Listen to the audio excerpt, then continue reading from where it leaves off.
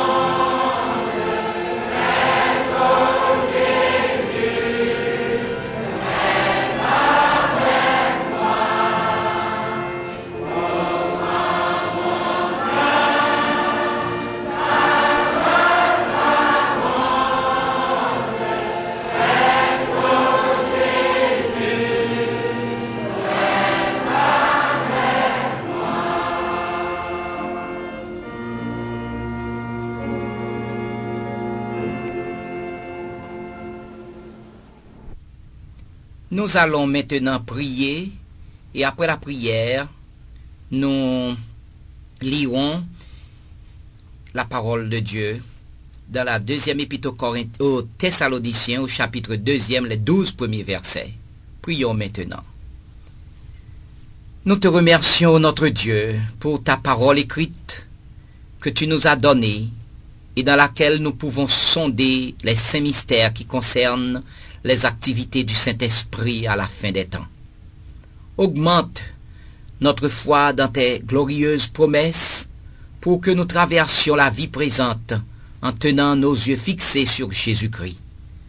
Prépare-nous pour ton royaume béni qui sera aussi établi sur cette terre.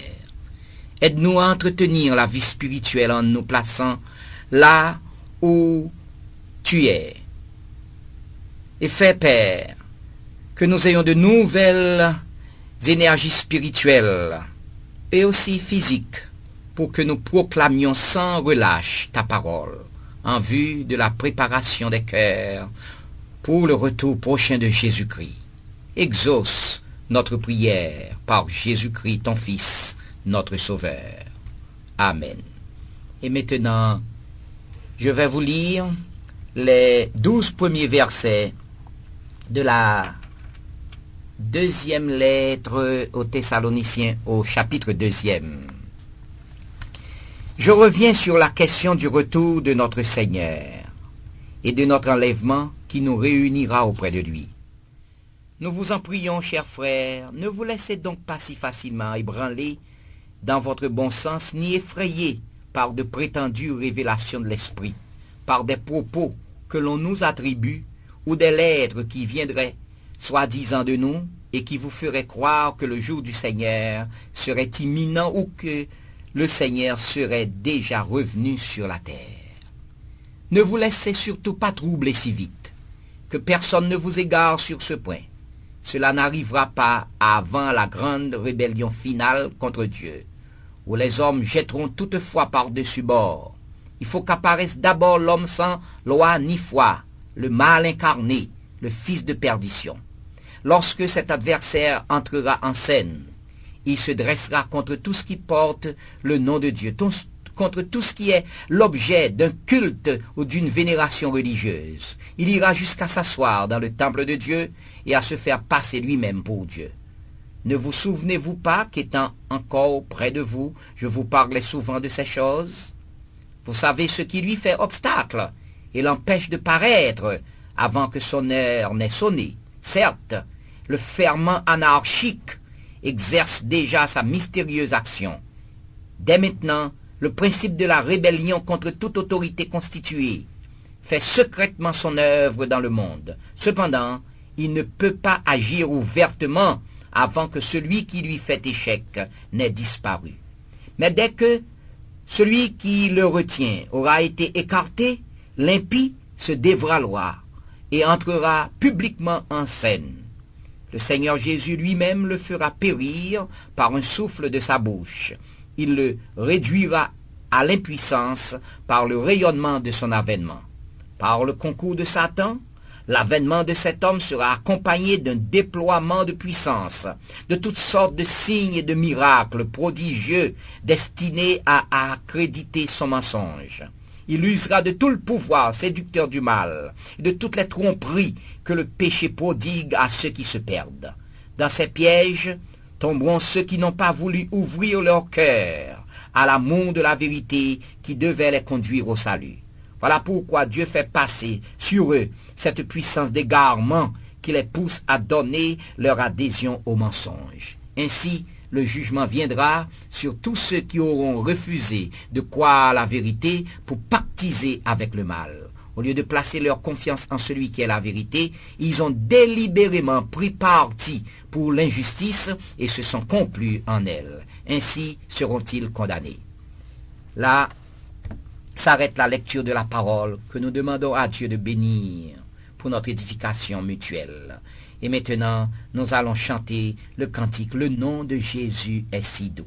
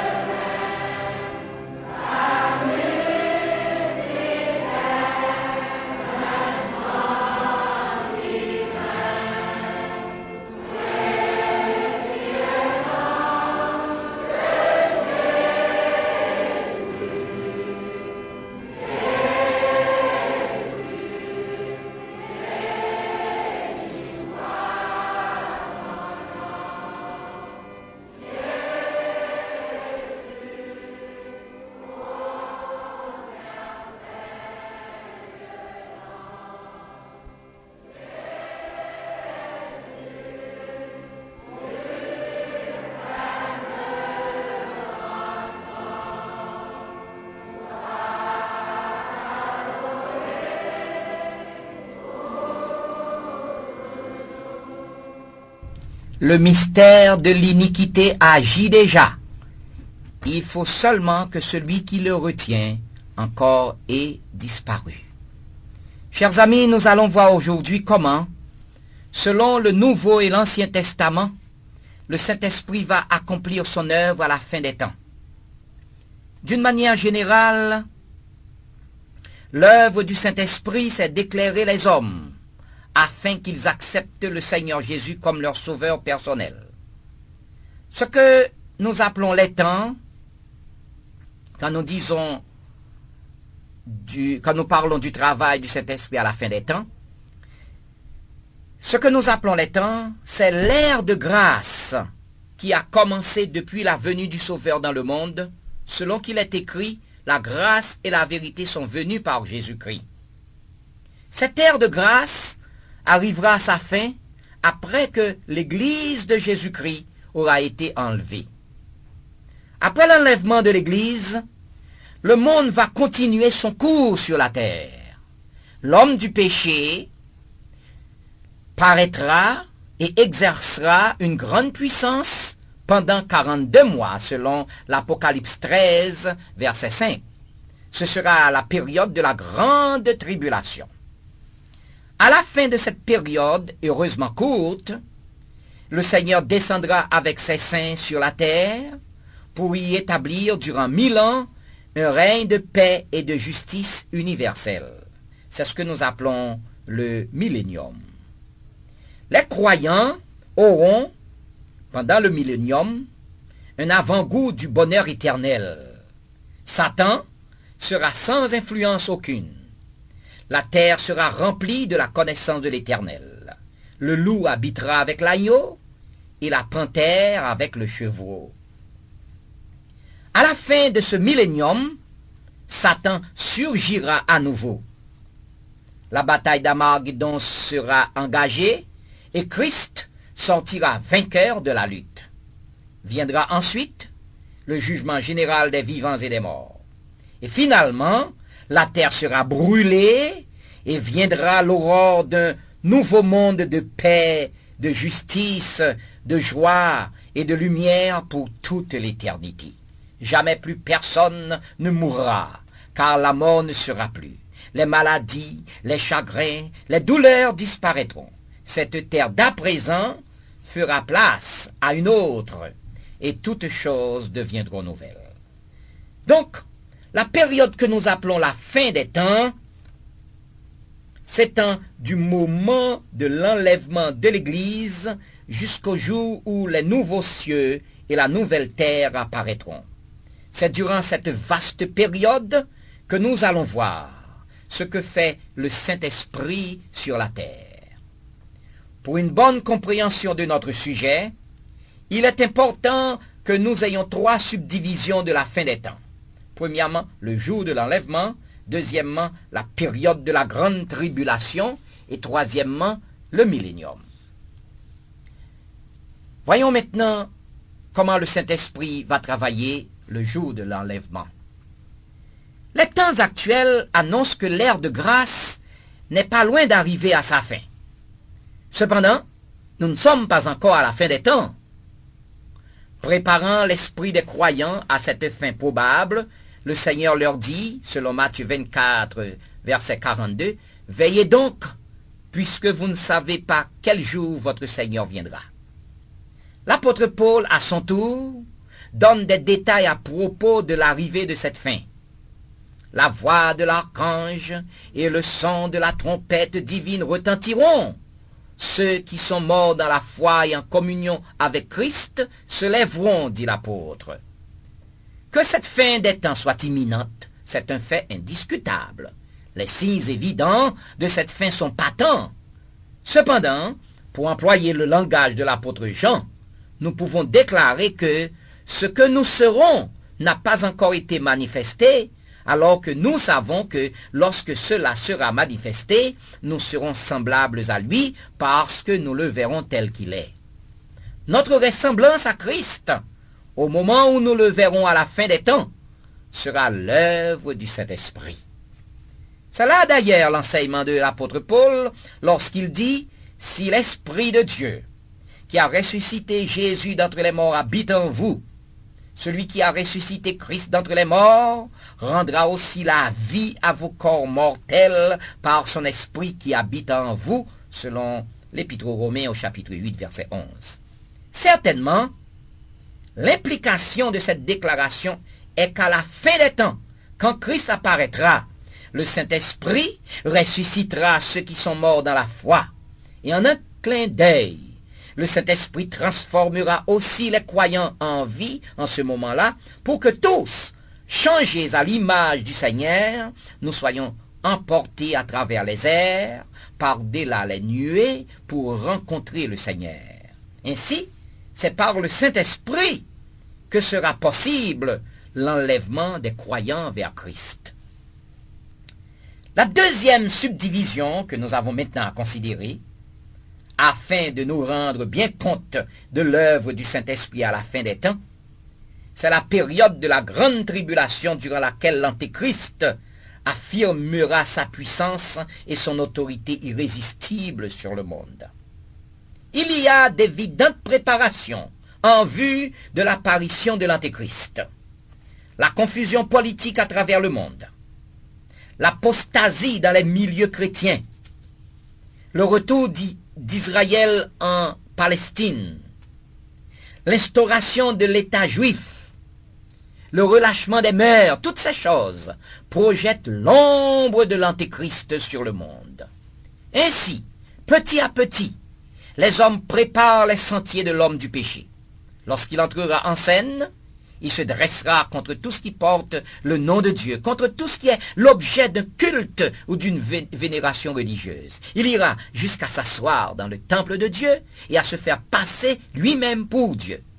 Déjà, son action est évidente dans le monde, mais il ne peut pas apparaître pour agir ouvertement parce que le Saint-Esprit lui fait obstacle. C'est pourquoi la parole de Dieu dit « Il faut que celui qui le retient ait disparu, et alors paraîtra l'impie. » Cette déclaration n'a pas toujours été bien saisie, parce que l'on s'est demandé comment le Saint-Esprit peut disparaître. En effet, le Saint-Esprit étant Dieu ne peut pas disparaître. Ainsi, il y a lieu de croire qu'il s'agit du ministère du Saint-Esprit en faveur de l'Église.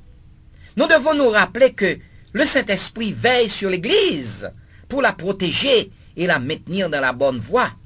Le Seigneur, en fondant l'Église, avait déclaré que les portes de l'enfer ne prévaudraient point contre elle. Puisque, selon la prophétie, l'Antéchrist a à se dresser contre tout ce qui porte le nom de Dieu, jusqu'à s'asseoir dans le temple de Dieu et à se faire considérer comme Dieu, le Saint-Esprit le tient en échec jusqu'à ce que la vraie Église du Seigneur soit enlevée de cette terre. Et alors, une fois que la responsabilité du Saint-Esprit à l'égard de l'Église de Jésus-Christ sur la terre aura été accomplie, l'impie se dévoilera. C'est dans ce sens qu'il faut interpréter la disparition du Saint-Esprit. En effet, le Saint-Esprit était venu le jour de la Pentecôte pour s'occuper de l'Église de Jésus-Christ. Une fois que l'Église est enlevée, sa mission prend fin.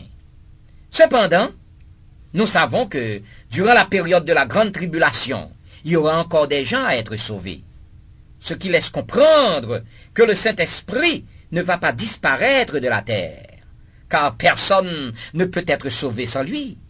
Il n'aura plus la charge de l'Église, mais il continuera à diriger vers Jésus-Christ tous ceux qui invoqueront le nom du Seigneur.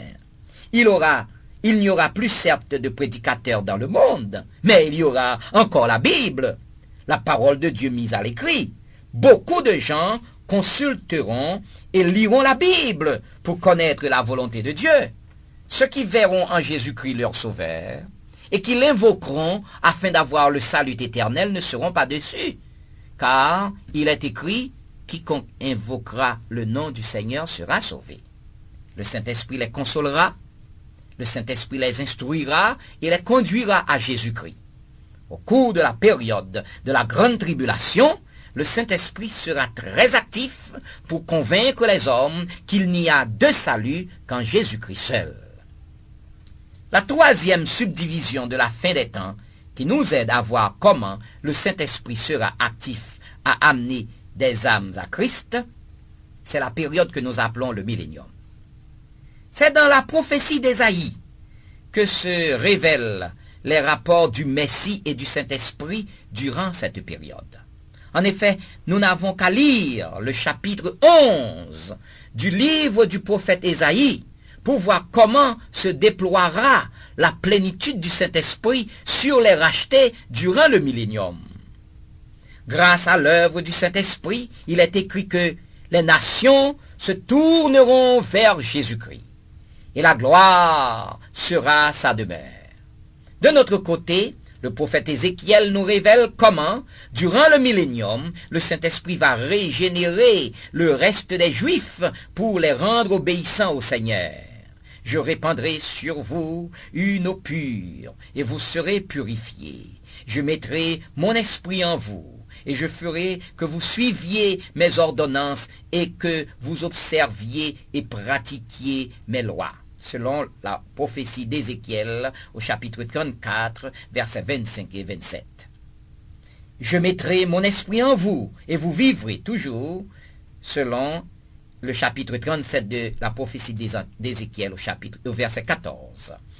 Je ne leur cacherai plus ma face, car je répandrai mon esprit sur la maison d'Israël, dit le Seigneur l'Éternel. Encore selon Ézéchiel, mais cette fois-ci au chapitre 39, verset 29.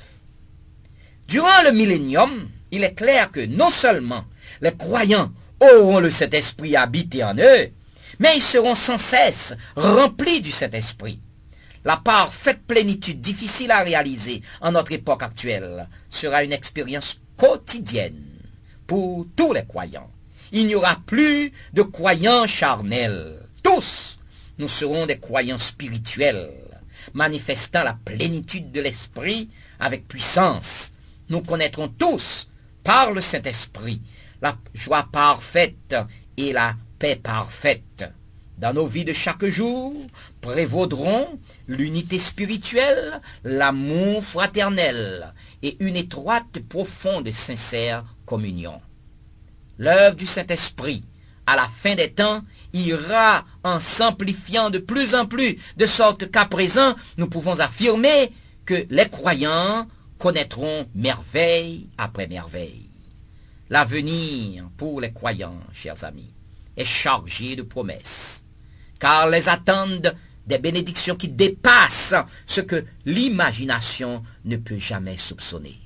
Ainsi, nous pouvons rester fermement attachés à notre profession de foi chrétienne, en nous laissant instruire par le Saint-Esprit et en nous montrant obéissants. Pendant que nous sommes encore dans l'ère de grâce, livrons-nous totalement à Jésus-Christ, afin que le Saint-Esprit nous garde dans la paix jusqu'au jour de la création du monde à venir. Et maintenant, nous allons terminer notre service en chantant le cantique « Quel sauveur merveilleux nous avons ».